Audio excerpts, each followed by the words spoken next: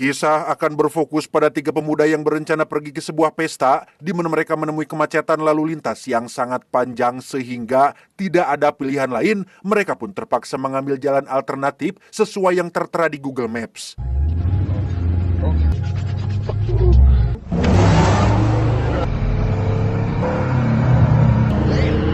Beberapa menit berkendara, mereka malah menemui jalan buntu, yaitu sebuah gerbang masuk menuju perumahan elit, di mana mereka tak sengaja bertemu dengan seorang perempuan yang mengendarai mobil sport warna merah yang sepertinya adalah salah satu penghuni komplek ini.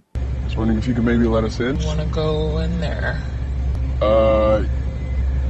Yeah.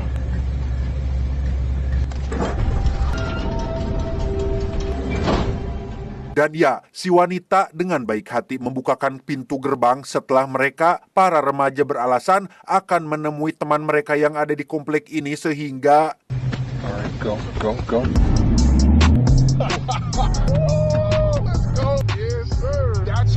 Setelah beberapa saat berkeliling, mereka pun menemukan gerbang keluar yang masih terkunci, sehingga mau tidak mau, mereka harus minta tolong warga sekitar untuk membukakan gerbang tersebut, tetapi...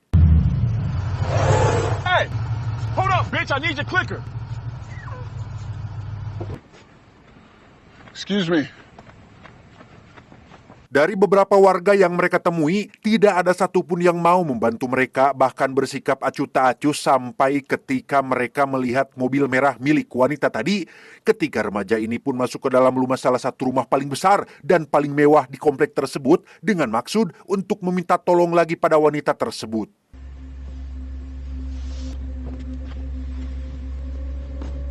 Sebelumnya, mari saya perkenalkan Anda dengan ketiga pemuda ini. Ada Tion yang pakai jaket hitam, Kevin yang paling pendek, dan Derek yang memakai kaos warna putih. Alih-alih meminta tolong pada wanita tadi, mereka justru malah tak sengaja melihat sebuah adegan pembunuhan ketika si pria menghantam wanita tersebut hingga terkapar dan...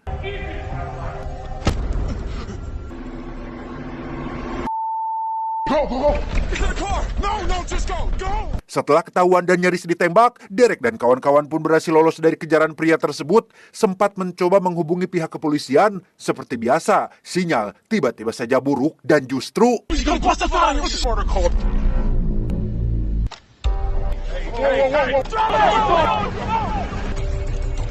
Untuk kedua kalinya mereka nyaris ditembak oleh penghuni lain yang juga memiliki senapan, di mana Derek dan kawan-kawan akhirnya bersembunyi di dalam salah satu garasi milik warga dan tetap berada di sana sampai situasi sedikit aman.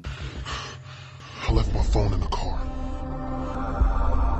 Kembali ke si pria yang diketahui bernama Jacob, ia tampak kebingungan dengan jasad si wanita yang entah apa hubungan di antara mereka berdua.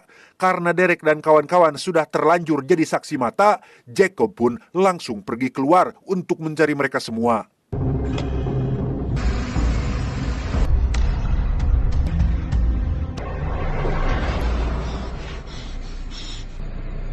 Tepat di seberang garasi tempat Derek dan kawan-kawan bersembunyi, Jacob malah bertemu dengan salah satu tetangga yang memberitahu tentang adanya laporan terkait 3 remaja yang masuk ke lingkungan mereka dan hanya ingin memperingatkan Jacob agar selalu tetap waspada.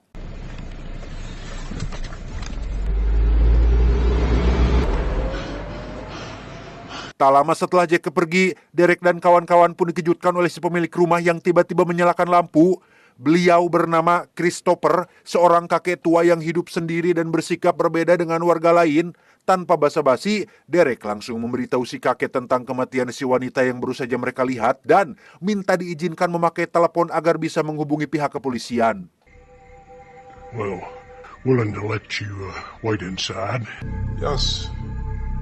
Di dalam rumah si kakek, Tion yang merupakan atlet football pun melihat koleksi piala penghargaan milik si kakek yang ternyata beliau adalah atlet juga, lebih tepatnya mantan atlet. Setelah duduk sebentar dan ditawari minum, Derek dan kawan-kawan langsung menceritakan kronologi bagaimana mereka bisa masuk ke sini, termasuk menjadi saksi mata atas kematian si wanita yang ketika mereka menyebutkan rumah mewah dan paling besar, si kakek tiba-tiba saja berdiri dari tempat duduknya dan berkata, That is Jacob Andrews' house. Pastor. My pastor. Ya, Jacob ternyata adalah seorang pendeta sekaligus pemimpin komunitas di komplek ini, sehingga wajar jika si kakek marah dan langsung menodongkan pistolnya. Tion pun langsung menunjukkan kalung salibnya dan bersumpah telah berkata jujur, tetapi... Jacob, run around the neighborhood. Wait, sir. Okay, wait. Saat akan kabur lewat pintu depan, sudah ada Jacob yang sedang berjalan menuju ke rumah ini, sehingga mereka langsung kabur ke halaman belakang dan...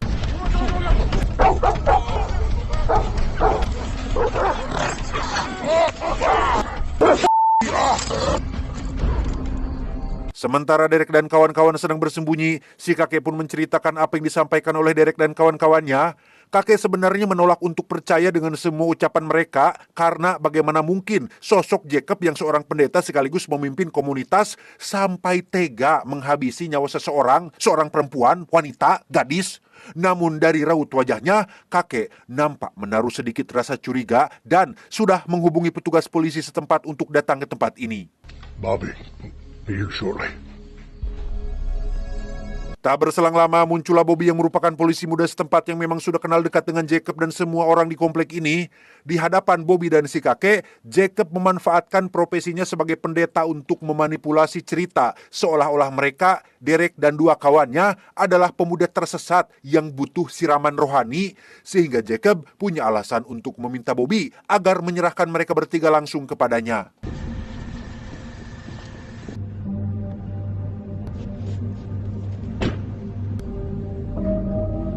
Saat Jacob dan Bobby sudah berangkat melakukan pencarian itulah, si kakek terlihat mengikuti anjing peliharaannya ke halaman belakang dan menemukan kalung salib milik Tion yang tak sengaja terjatuh tadi.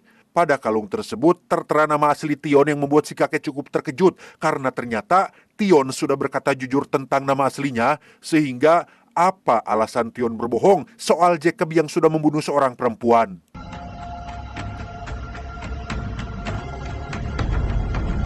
Di saat bersamaan, Bobby dan Jacob terlihat masih melakukan pencarian, di mana Jacob berhasil menemukan mobil Derek dan kawan-kawannya, bahkan mengambil ponsel milik Tion yang tertinggal di mobil tersebut.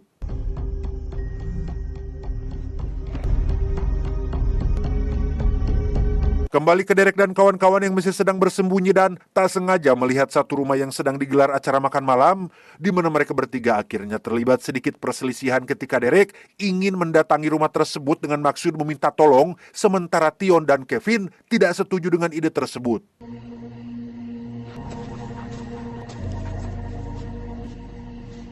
Pada akhirnya, Derek pun sendirian mendatangi rumah tersebut dengan maksud untuk meminjam ponsel supaya bisa menghubungi polisi. Namun karena wajah Derek tampak asing dan bukan anggota komunitas komplek ini, ia pun mendapat penolakan dari semua orang. No, I don't work here.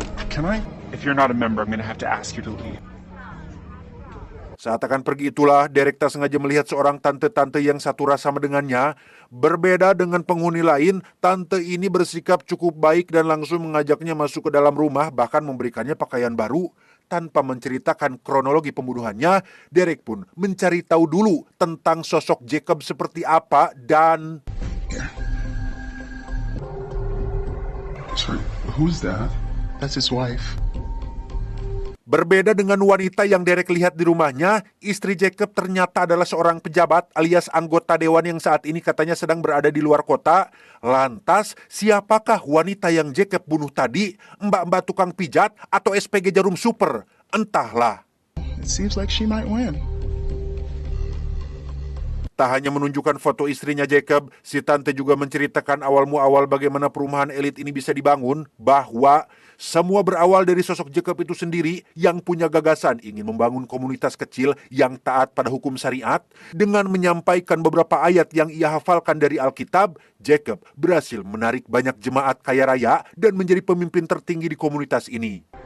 He killed a woman. Meski Derek sadar betul bahwa tante tidak akan percaya ucapannya, ia tetap menceritakan tentang pembunuhan yang sudah Jacob lakukan. Meski hati kecilnya percaya, tante menolak untuk menerima kenyataan tersebut karena dampak yang ditimbulkan akan cukup berpengaruh terhadap komunitas yang sudah mereka bangun selama 10 tahun terakhir ini. Namun sebagai bentuk kepedulian, tante bersedia menelpon polisi dan meminta Derek untuk keluar dari rumahnya. Quickview Hills Police, African American male, early 20s. Yes. Beberapa menit menunggu, muncullah Bobby yang sedang melakukan pencarian dan berhasil menemukan Derek yang sedang duduk di pinggir jalan, sehingga Bobby langsung meminta Derek masuk ke dalam mobil untuk diserahkan kepada pendeta Jacob. Let's talk about this somewhere more private.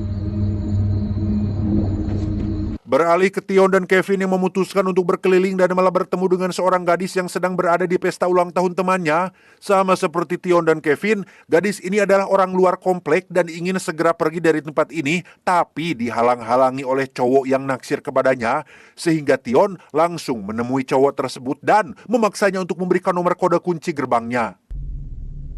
Gate code's 2504. Saat mereka bertiga akan pergi itulah, Tion dan Kevin tak sengaja melihat Derek yang sedang dibawa mobil polisi. Kata si gadis, mobil itu menuju ke arah yang berlawanan dengan gerbang keluar, sehingga Tion dan Kevin memutuskan untuk menunda kepulangan mereka dan akan menyelamatkan Derek yang diduga dalam bahaya.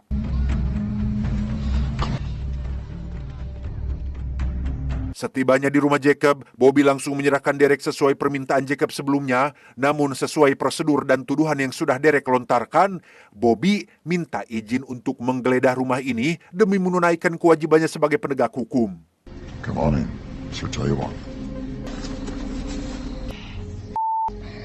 Sesampainya di dalam rumah, Derek langsung menunjukkan tempat di mana Jacob membunuh wanita tersebut. Namun yang aneh adalah jasad si wanita sudah menghilang. Begitu pula dengan bekas darah dan barang bukti lainnya. Curiga dengan Jacob yang sudah memindahkan jasadnya ke tempat lain, Derek pun meminta Bobby untuk menggeledah semua sudut ruangan di rumah ini.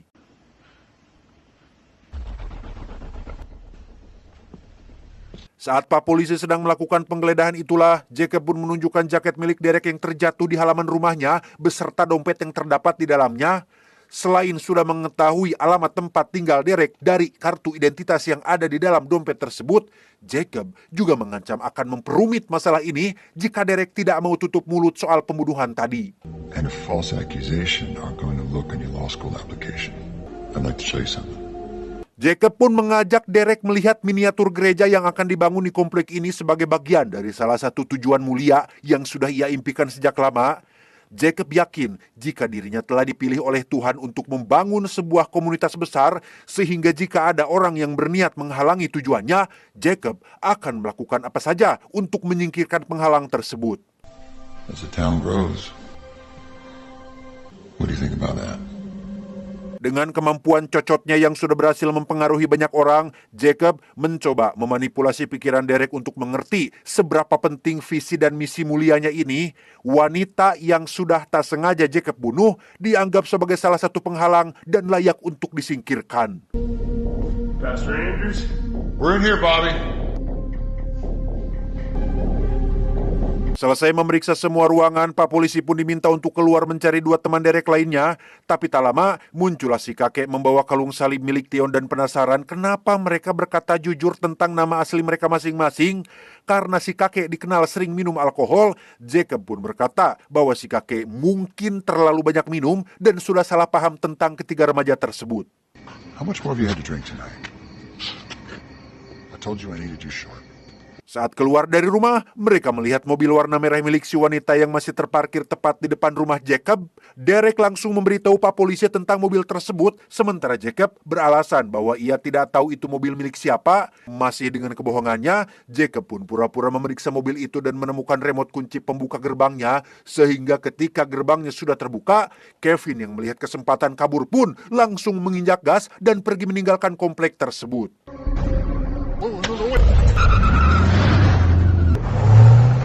Melihat hal itu, Pak Polisi pun langsung pergi mengejar dengan membawa serta Derek bersamanya dan...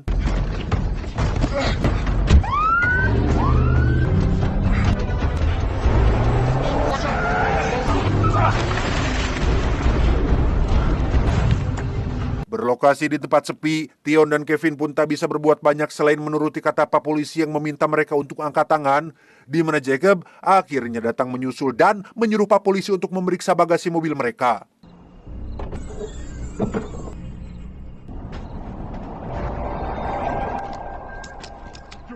Get down on the ground! Do it now!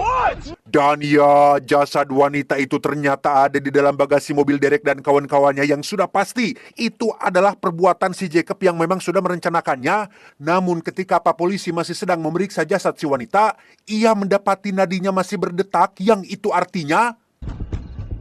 No, cancel that, okay? Requesting backup and urgent on North Farm Road 106. Mendengar Pak Polisi meminta bantuan medis, Jacob langsung getar-ketir karena jika si wanita masih hidup, otomatis ia akan langsung membuat pengakuan sehingga... Shut your damn mouth! Ya, Jacob pun menembak Pak Polisi dari belakang dan berniat membantai Derek dan kawan-kawan yang sudah terlanjur jadi saksi mata, tetapi... It's all just such a shame. But beware. Christopher. Matthew 7. Aksi Jacob keburu ketahuan oleh si kakek yang datang tepat waktu. Melihat wajah si wanita yang ada di dalam bagasi, kakek pun langsung mengenalinya sebagai salah satu jemaat gereja yang baru bergabung jadi anggota, sehingga terbongkarlah bahwa Jacob diam-diam sudah menjalin hubungan terlarang dengan jemaahnya sendiri dan terpaksa menghabisinya karena si wanita mengancam akan membongkar hubungan gelap mereka berdua. I ain't have nothing to hide. Hey! Drop it! Ketegangan pun terjadi saat mereka saling todong satu sama lain. Jacob menodong Kevin, Derek menodong Jacob, dan si kakek menodong Derek. Sadar reputasinya sedang terancam, Jacob pun meminta maaf kepada si kakek sebelum akhirnya menembak beliau dan...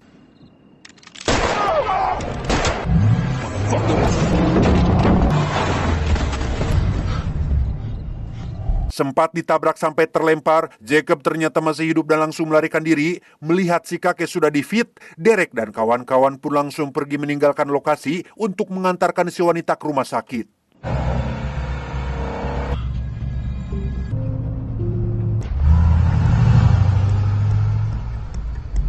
Setelah si wanita sudah aman dan ditangani oleh bidan kokom, mereka bertiga pun langsung pulang dengan Derek yang turun duluan di rumahnya.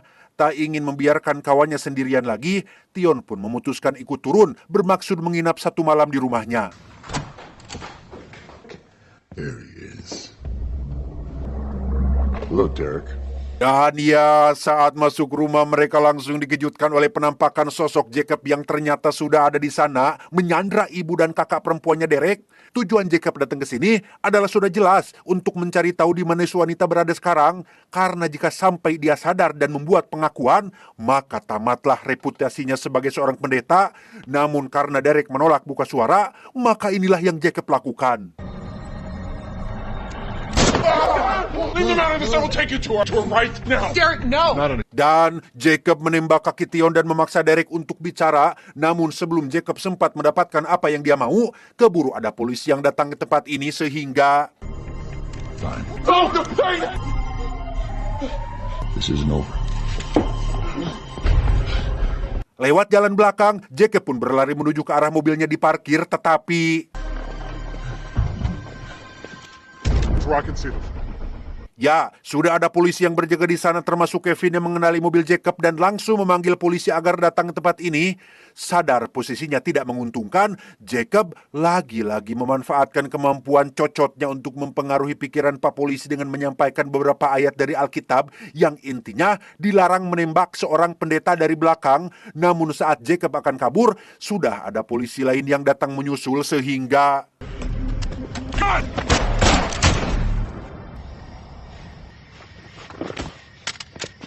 Jacob akhirnya tewas di tempat setelah sempat mencoba menembak Kevin, di mana mimpi buruk ini akhirnya berakhir dan mereka bertiga bisa kembali ke kehidupan normal mereka lagi.